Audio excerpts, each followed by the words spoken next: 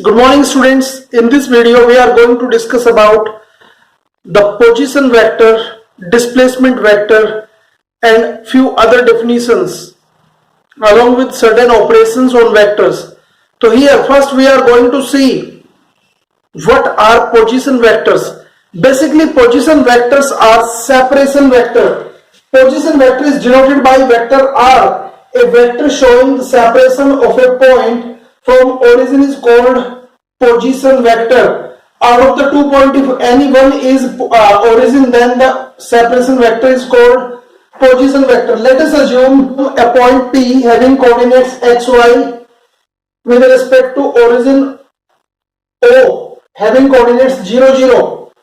The position vector of this point is vector R, and OA and OB are the segment of the position vector. This is vector Y and this is vector X.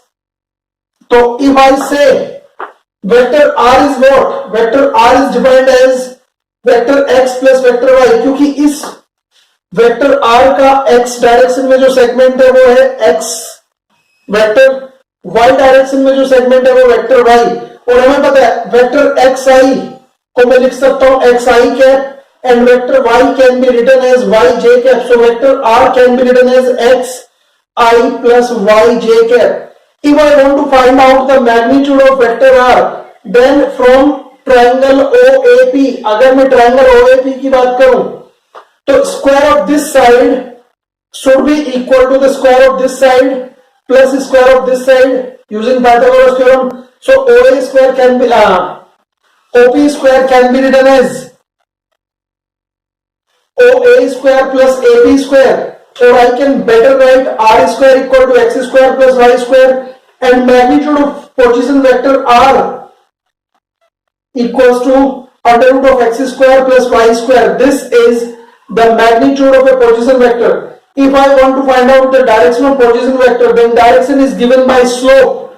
This slope यानी tan of theta, angle अगर मैं मान लूं इसका जो x axis के साथ इसने बताया था वो था थीटा, तो tan theta equal to होगा perpendicular upon base. Perpendicular is OAP and base is OA.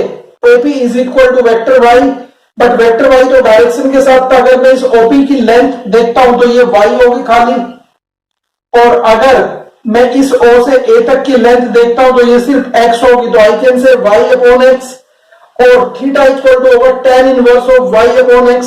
तो this is the direction of position vector. Once again position vector is a separation vector from origin.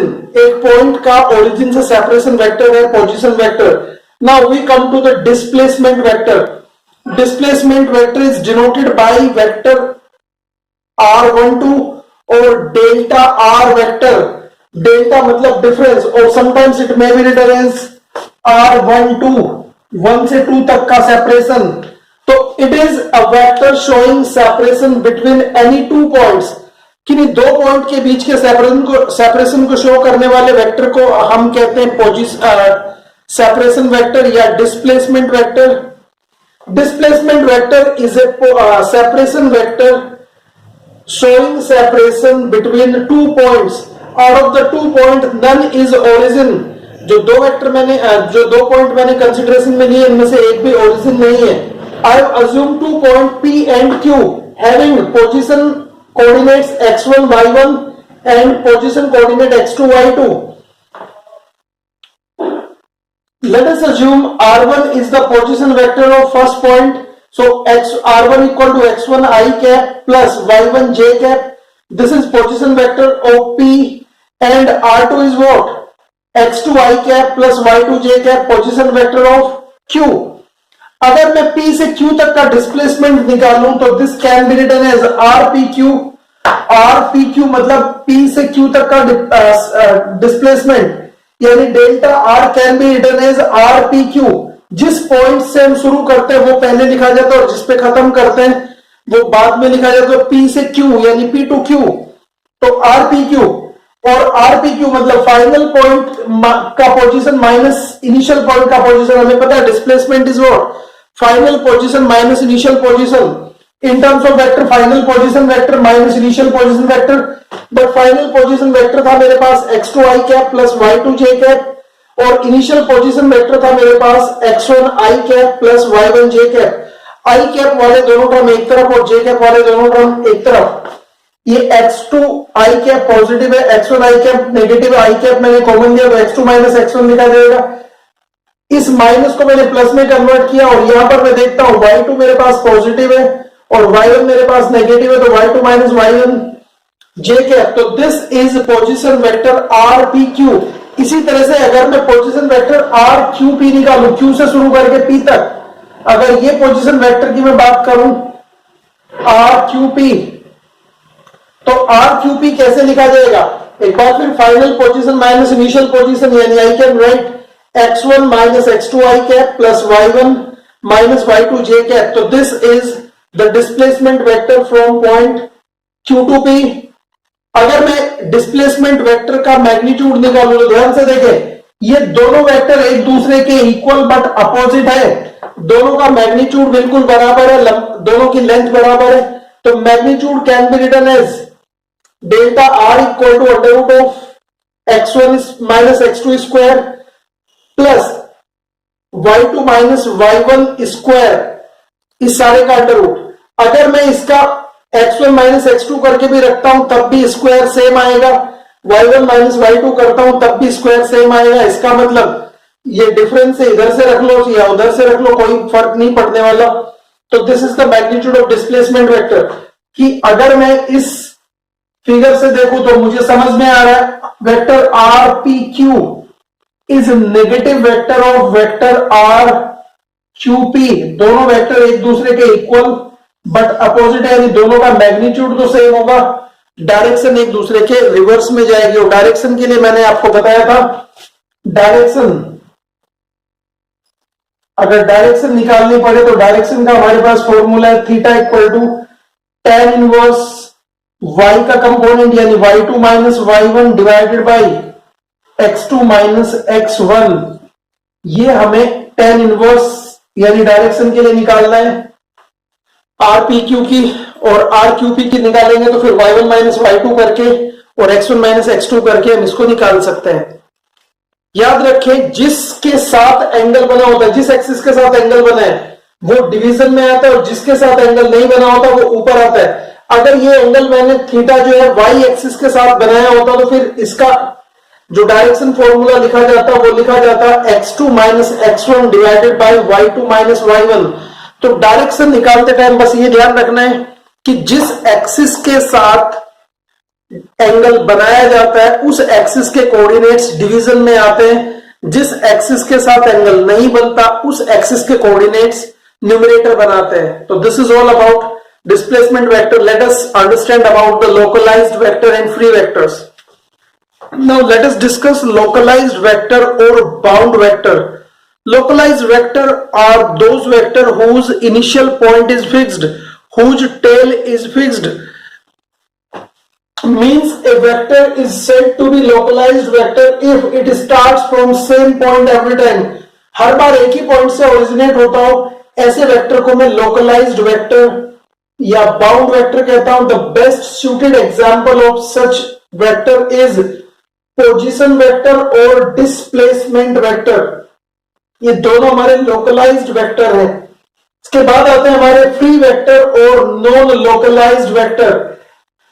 ऐसे vector जिनका tail fix नहीं है, the vector having moving tail और the vector whose tail is not fixed are called free vectors. Again I can say a vector is said to be a free vector if it originates from a different point every time.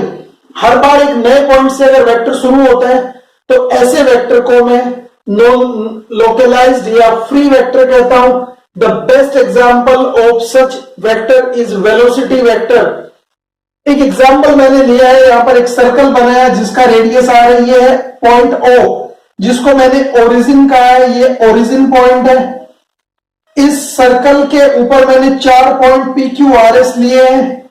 अगर मैं point P का position vector देखूं तो it will be taken from origin यानी vector r1, अगर point Q का position vector देखो, it will be taken from origin vector R2। अगर मैं वेक्टर R का पोजीशन वेक्टर देखूं तो वेक्टर R3 ये भी ओरिजिन से लिया जाएगा। और अगर मैं पॉइंट S का पोजीशन वेक्टर फाइंड करता हूं तो ये भी ओरिजिन से लिया जाएगा, वेक्टर R4।